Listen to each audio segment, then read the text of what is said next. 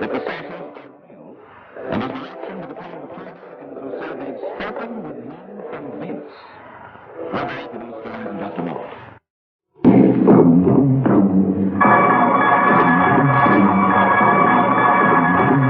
The Mike Wallace Interview. And now to our story. Major Donald Keyhoe is the director of the National Investigations Committee on Aerial Phenomena. As head of this private group interested in flying saucers, he has repeatedly attacked the United States Air Force and others for claiming that flying saucers are apparently flights of fancy and not flights by Martians or men from the moon. Independent surveys show that millions of Americans do share his belief in these celestial saucers. Major Keyhoe, first of all, let me ask you this. Most people in the United States, in spite of the fact that I say that millions do believe, I think you will agree that most people in the United States don't believe in flying saucers from outer space. They probably hold the view of columnist Bob Considine, who wrote that flying saucers are products of, for the most part, quote, pranksters, half-wits, cranks, publicity hounds, fanatics in general, and screwballs, end quote. How do you feel about Mr. Considine's charge? Well, I know where he got the story. He got it from Colonel Watson out at the Air Technical Intelligence Center in Dayton. In fact, the colonel went even a little farther, and he said behind every sighting was an idiot, a crackpot, a religious fanatic. That included a lot of high-ranking Air Force pilots, incidentally, and many airline captains, people who were qualified to see these things. But he's just following out an Air Force policy. Well, now, you're not suggesting that Bob Considine is in the pay of the Air Force. He's an independent newsman with a considerable reputation. I mean the colonel. No, I have every respect for Bob Considine. In spite of the fact that he suggests that pranksters, half-wits, and screwballs are responsible for the stories about flying saucers. Well, I wish I could show him any time a list of about 800 witnesses, some of the big names in aviation, including up to the rank of colonel in the Air Force. They're still flying, and they're still carrying passengers. They've never been grounded. They're still guiding airliners in, the radar men are, night after night in bad weather. If they're screwballs and incompetents, why are they still on the job? Major Keyhoe, where do you think flying saucers are coming from? I don't know. There is an indication that they could be using Mars as a base. I don't mean they originate there, but every time Mars has approached us in the last 10 years, there's been a noticeable increase in saucer sightings. And that's been mentioned officially. In fact, the Canadian official project, on the basis of that, set up an observation station in Canada. You say the Canadian official project. What do you mean by the official? There was an official project called Project Magnet. And they set up an observatory at Shirley Bay to try to track these things. And what happened to the official project? You say there was a project. Yes, they ran for about a year, and they had one sighting on a gravimeter, which indicated that something, a very large object, had flown over there. But they finally decided they were spending a little too much money on it, I suppose. Well, certainly they wouldn't have thought that they were spending too much money on it if they believed that that kind of phenomena existed. A lot of people on the project are still working up there on their own time, and certain government officials have still kept the lid on their reports in Canada, just as they do down here. What is your theory? In other words, you suggest that they come from Mars or from other planets, from other solar systems possibly throughout the universe. Is that correct? Yes, and there are a lot of scientists who said the same thing. What is your theory as to the kind of people who fly these, or the kind of beings who fly these saucers? Well, that's speculation. Willie Lay said recently they'd be just like the man next door, the invaders from space, and his reasons may be good. But most of the top scientists have said that the odds are that beings from other worlds would not be like us. Some of them would be. Dr. Harlow Shapley, for instance, said that there probably were at least 100 million inhabited planets in the universe. And Menzel, who doesn't believe in saucers at all, says that he goes that high or even higher. And among those, they must be, by the law of averages, a certain number of planets that would be like the Earth. And if evolution started at the same time, why, you might have the same type of being. What do you think are the intentions of these people, for lack of a better name, of these people who are in these flying saucers? Well, there's been no evidence of any hostility. During the last 10 years, what we call the modern phase. There have been sightings before then. There have been some accidents, Air Force pilots chasing these things. Captain Mantell was killed chasing one in 48, and 2 pilots disappeared chasing one in 53 over Lake Superior. But I think those were just accidents. Just accidents. Why don't they try to communicate with us? What's your theory about that? Well, I'll follow some of the theories the Air Force people have said. They suggested to me back in 52 and 53, at which time we were cooperating. I had a lot of very good friends in the Air Force at that time. The policy was to give out the information. They were about to tell the people everything they had. And the theory was then that perhaps these beings were so much different from us that communication would be a very hard thing. They might not, for instance, have speech sounds like ours. Mm-hmm. That's one answer. Another thing, they might not be able to exist in our atmosphere. We're going to land on the moon, we'll have to wear spacesuits or else build air-conditioned buildings up there, air pressured. There could be lots of factors like that. Well, do you think they're down here when we do see them to look at us? I think that it's probably a long-range survey. A long-range survey? That's right. And yet no attempt, as far as we know in any case, of communication with us. There have been claims of communication, but most of those have been by individuals. The Air Force has not admitted that there's ever been one, mm-hmm. and I don't know, our committee hasn't found any cases that we would accept as absolutely verified. All right, now, let's go at it from another point of view, if I may, the Air Force point of view. They agree, undoubtedly, objects have been seen in the sky. But the Air Force has said time and time again, and this is a quote from Richard Horner, Assistant Secretary of the Air Force for Research and Development. All but a small percentage of these reports of unidentified flying objects have been definitely attributed to natural phenomena that are neither mysterious nor dire, end quote. Weather balloons, mirages, ordinary sky phenomena like meteors, airplanes themselves. What about that? I'll answer that, but I'd like to make several points doing it. In 1947, the Air Technical Intelligence Center at Dayton, the top Air Force intelligence men and scientists under contract, sent a secret document to the commanding general of the Air Force saying that whatever these things were, they were real. In 1948, ATIC, the same group, mm-hmm. sent a top secret estimate to the commanding general, Hoyt Vandenberg, said these were interplanetary spaceships. Mm-hmm. In 1952, there was an intelligence analysis of the maneuvers of these things, as seen by radar, triangulation, radar photographs, and in 53, the Central Intelligence Agency and the Air Force had a special panel of scientists meet at the Pentagon to tell them what to do. And after they got through, this group said, you don't have proof that these things exist, not scientific proof, but you have a very strong circumstantial case. We suggest you quadruple the investigation, set up special observation posts, in the meantime, release everything you've got to the American people. Now, you've got 4 documents there that they've been sitting on all this time. Now, and they have been spending a lot of money investigating flying saucers. If they don't exist, why the money? Why do the intelligence teams rush out every time there's a sighting? Now then, you have mentioned 4 documents that you claim exist. We've heard in the past that you have claimed that these documents existed. We've seen your literature in which you talk about the existence of those documents. So we spoke with the Air Technical Intelligence Center at the Pentagon earlier this week, and this is what we were told officially by them. 3 of the 4 documents Major Keyhoe refers to simply do not exist. The 4th document does exist. You can have a copy of it, Mr. Wallace, and you can see that it doesn't say what Major Keyhoe claims it says. We have a copy of it, and I quote to you from the copy. The Air Force document says just this. The panel recommends that the national security agencies take immediate steps to strip the UFOs of the special status they have been given and the aura of mystery they have unfortunately acquired. We suggest an integrated program designed to reassure the public of the total lack of evidence of inimical forces behind the phenomena.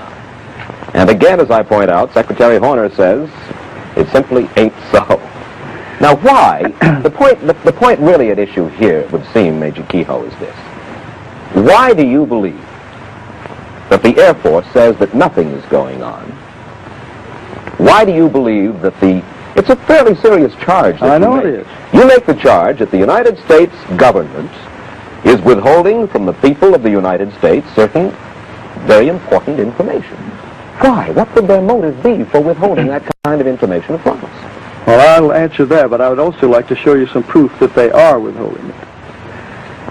The reason that was given to me when they were working with me back in 52 and 53 was, first, that they were afraid of hysteria. Remember the Orson Welles show back way years back when he scared people into the hills with the idea of invading Martians? Then they were also afraid that it would upset organized religion. That was a smaller factor, but there was some fear of it. Later they were afraid that these accidents, when interceptors had chased these things and had been lost or had crashed, might be considered proof of hostility. Now, I would never have put my name on anything if it were a matter of personal opinion. I've talked to and read the reports of hundreds of pilots and radar men and guided missile trackers who've seen these things, and some of them are very important names. The Air Force says they have this down to 1.9%, but you'll notice the word current in there. They mean we are currently explaining. Now, I have in my possession a copy of Special Report 14, which is their Bible on this. In the back, it has a table showing that 3,201 cases they examined, 19.5% were unsolved, and they admit they still are unsolved. You add up what they've had since then, it makes over 12% of the reports, and those are mostly from the best possible sources. Well, now, wait just a second. I'll use your figures.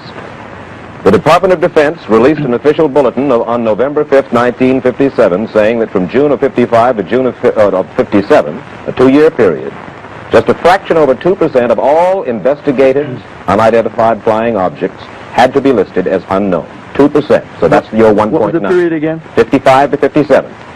The rest were determined to have been balloons, airplanes, hoaxes, and a category about 12% called insufficient information, which means that the report was so flimsy that there was simply nothing to check on. I must confess that they've certainly shown me no classified material, but they have opened their files quite willingly to us in our preparation for this program tonight. And they've given us very convincing evidence, Major Keyhoe, that it is largely, I shouldn't say largely, I'll say 99 and 44/100% a hoax. Now, you mentioned... A hoax? Well, They're calling a lot of good pilots hoaxers, then. No, not hoaxers. I thank you for correcting me. Not just a hoax, but let's say misinformation or sightings of objects which seem to be one thing but are in fact another. I'm glad that you corrected me about hoax, because it was by no means that much a hoax. But you mentioned a Dr. Donald Menzel, who's a professor of astrophysics at Harvard before. Now, I think you will agree that he's one of the world's most distinguished astrophysicists. Is that not so? I think there are others who are equally capable, but do not agree with him. He is one of the world's most distinguished astrophysicists, though I think we can agree on that. In any case, he stresses, you see, that pilots are not expert observers, but they, as well as others, can see flying saucers when it's only, to quote him, the wrapper off somebody's lunch blowing around in the air, end quote. But again, let's come back to the point, the most important point, Major Keyhoe, and that is why will the Air Force, why will the United States government withhold information from United States citizens? For what reason? Because they're treating them like children, the way they did with the H-bomb at first, and the way they've been doing with other things. Now, I'm not attacking the United States Air Force. I'm attacking a small group in there that has been persistently keeping this from the public, just as they've kept other things. For a long time, you couldn't even mention the idea that we could be hit by missiles from submarines, from the Gulf and from both coasts, very easily. I knew that years and years ago and tried to get it out, and at the time was discouraged about it. Now, you mentioned this denial of these documents. Now, I'd like to tell you something that happened on the Armstrong Circle Theater.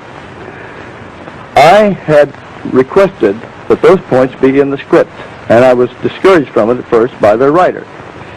Then later, some of our Board of Governors insisted that we have those points included. So I said, either I don't go on or we have those in there. So I said, all right. So the script was completely rewritten. Now, those were in the script as it was first rehearsed, but when the second rehearsal came along, and the Air Force saw the mimeograph sheet, the Air Force representative, according to the Armstrong writer, said they would immediately deny it on the air even though it meant denouncing their own former project chief. Now, the source for this was Captain Edward Ruppelt, who was the head of Project Blue Book for 2 years, and at that time he was considered good enough that he briefed President Truman on these things. He was the top man. Rank didn't mean anything. It's your experience that counted. All right. He says these things existed. He put it in the book, which was cleared by Security and Review in the Air Force.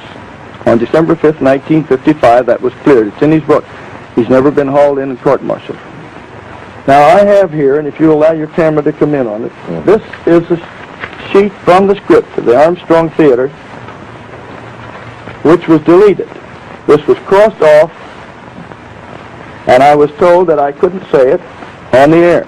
Now, that was censorship by intimidation. This can be matched up with the other sheets from the Armstrong Circle script, and any typewriter expert will show you. Well, I'm certain they ordered it taken out. I'm certain that people believe you. The only thing is that the next morning I distinctly remember reading a report by you, Major Keyhoe, to the effect that no censorship, no pressure of any kind had been put upon you. I'm sorry, Mr. Wallace. I know that statement almost by heart. Yes. I said that CBS and the Armstrong people were not to blame for cutting me off the air, and I tried to mention the fact that a Senate committee was working on the secrecy angle. I never mentioned this that night to anyone because I had promised that I wouldn't say anything about it on the air that day, the Armstrong people. It was taken out, and I will do this. I will ask the United States Air Force to have the Marine Corps put me on active duty for court-martial if that is not the case. Major Keyhoe, I understand you have 3 new reports on file, which in your opinion, you have them currently on file, and they're new reports, and these, in your opinion, would convince every person in this country that flying saucers are a fact. Is that correct? They should convince a lot of people because of the names involved. Tell us about it. I told your interviewer in Washington that I couldn't mention the names because they were too high. One of them is a top scientist in this country whose name would be known to everybody. Well, why wouldn't he want his... Because he's afraid of the official ridicule. He's afraid of official ridicule? That's right. More afraid of official ridicule than of possibly alerting the country to a serious national danger? You'd be surprised how many people give us reports and they say, please keep my name confidential. Well, I give you one report which came to us. The name has to be left out. In 1951, a UFO circled the fleet in Korean waters. It circled it at high speed, and they launched several planes to try to get a close in on it. They got a radar lock on. That is, the radar was guiding the planes toward the object. This was picked up by radars on 14 naval vessels. This object circled about, for a half an hour more, and then it took off at a speed way over in excess of 1,000 miles an hour. This report was certified, and 9 members of our Board of Governors saw it, signed it, and agreed that they had seen it, and agreed to the contents. There is another report that just came in from 4 top missile designers or engineers at one of the big plants in this country. They saw an elliptically shaped object and 2 small round disc-shaped objects flying with it over California, November 11th, 1957, at a speed of at least 5,000 miles an hour. These men are well qualified to know what they see, with broad daylight, not a cloud in the sky. There have been cases even where the Air Force has shot at these things. Now, if there's nothing there and they don't exist, why do they shoot at them? You mentioned Mr. Horner.